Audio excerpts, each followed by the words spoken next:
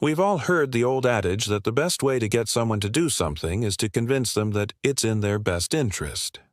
But that's not always how persuasion works, especially when you take into account some of the more nefarious ways that people can be manipulated into doing things they wouldn't otherwise do. It turns out there are quite a few ways to persuade someone to do something against their better judgment, from appealing to emotions to outright lying. So let's take a look at a couple of the common persuasion techniques that political leaders use to manipulate people into voting for them. And just to be clear, these aren't necessarily techniques that are only used by bad politicians. Sometimes even the most well-meaning leaders will fall back on these techniques when it seems like they have no other choice. We're just going to say right now that we aren't taking sides on any of this. Instead, we want to help you think critically about the rhetoric that politicians use when you vote. Now, if you've ever taken a social psychology class, you might have learned about a concept called the fundamental attribution error, which is basically the idea that we tend to overemphasize dispositional factors and oversimplify the reasons that people do what they do. What this means is that we often make the mistake of thinking that someone must just be a bad person because they did something that we don't agree with, rather than considering the multitude of situational factors that might have led them to make that decision. That said, there are still plenty of bad people out there who actively try to take advantage of others. So keep an eye out for the following 6 signs that a politician is trying to persuade you to vote for them by manipulating your emotions or your perceptions. Number 1. They activate love or hate. It's a fact of life that humans are more likely to do things for people that they like than for people that they don't like. In other words, we're more likely to do things for people that we feel love towards than for people that we feel hate towards. But that doesn't mean that politicians will always try to activate love or fondness when trying to persuade us to do what they want us to do. Because here's the thing. While we're generally more likely to do things for people we like, we're also more likely to do things to avoid hurting the feelings of people we don't like. To put it another way, if you really dislike someone, you might find yourself doing things to appease them or to avoid conflict, even if those things aren't in your best interest. So, depending on our relationship with a particular politician or political party, they may appeal to either our love or our hate when trying to persuade us to vote for them. Generally speaking, though, most politicians will try to activate love rather than hate, since we tend to trust people that we like more than people that we dislike. Number 2. They demonize or idealize the other side. It's easy to get swept up in the fervor of a political movement, especially when it feels like there's a lot at stake. But sometimes we need to take a step back and remember that the people on the other side of the political spectrum are just that, people. Just because someone has different political views than us doesn't mean that they're a bad person or that they're trying to take advantage of us. Unfortunately, though, that's the way that many politicians like to frame things. By painting the other side of the political spectrum as either evil or perfect, they can make themselves seem like the lesser of two evils, even if that's not actually the case. So if a politician is trying to persuade you to vote for them by demonizing or idealizing the other side, remember that they're probably doing it for one of 2 reasons.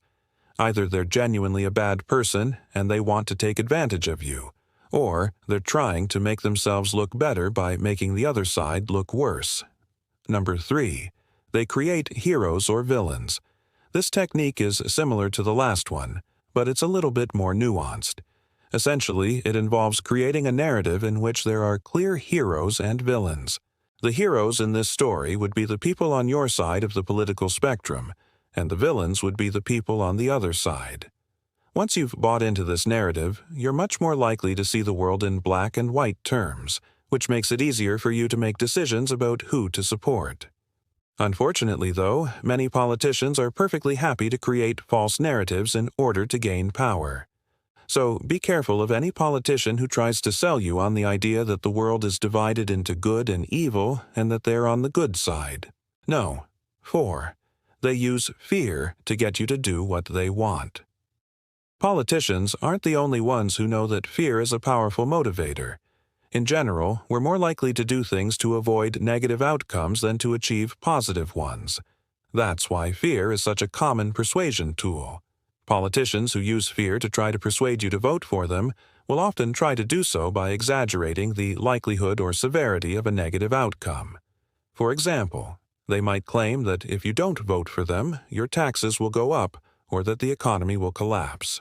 Now, some of these claims might have a basis in reality, but oftentimes they're simply unfounded. Before you let fear get the best of you and cause you to vote for someone, make sure you take some time to evaluate the validity of their claims. Number 5. They distract you with red herrings. Red herring is a logical fallacy that involves drawing attention away from the real issue by focusing on an irrelevant one. For example, let's say that you're trying to decide whether or not to vote for a particular politician. You might start by considering their stance on the issues that are important to you. But if that politician is skilled at using red herrings, they might be able to distract you from the issues that matter and get you to focus on something that does not. For example, they might bring up a completely irrelevant piece of gossip about you and then try to make you feel guilty for whatever reason. Or they could try to appeal to your emotions by telling you a sad story about someone who was hurt by an issue that has nothing to do with the election. When a politician uses a red herring, they're essentially trying to change the subject and avoid talking about the things that you actually care about. If you find yourself getting distracted by a politician's red herrings, try to refocus your attention on the issues that matter. Remember, you're more likely to do things to avoid negative outcomes than to achieve positive ones. And number 6, they tell lies to benefit themselves. While it might seem obvious that lying is a bad thing, it's important to remember that not all lies are created equal. Some lies, like those told by a politician who is trying to cover up a serious crime, are clearly more harmful than others. But even the seemingly harmless white lies can be problematic if they're used to manipulate people into doing things that they wouldn't otherwise do. For example, let's say that you're undecided about who to vote for in the upcoming election. A politician who is desperate for your vote might try to lie to you in order to persuade you to vote for them. They might claim that they've always lived in your town, when in reality they just moved there a few months ago, or that they went to college when really they just took a few classes at a community college. Now, these lies might seem small and inconsequential, but they're actually quite harmful. That's because they erode trust between politicians and the people that they're supposed to be serving. When politicians are caught lying, even about small things, it makes it much harder for them to persuade people to believe them about anything, no matter how important it is. Now, this is a problem because trust is essential for a functional democracy. If the people can't trust their leaders, then the government won't work very well and the country could potentially descend into chaos. So, if a politician is trying to persuade you to vote for them by lying to you, consider that their behavior is not only dishonest but also anti-democratic.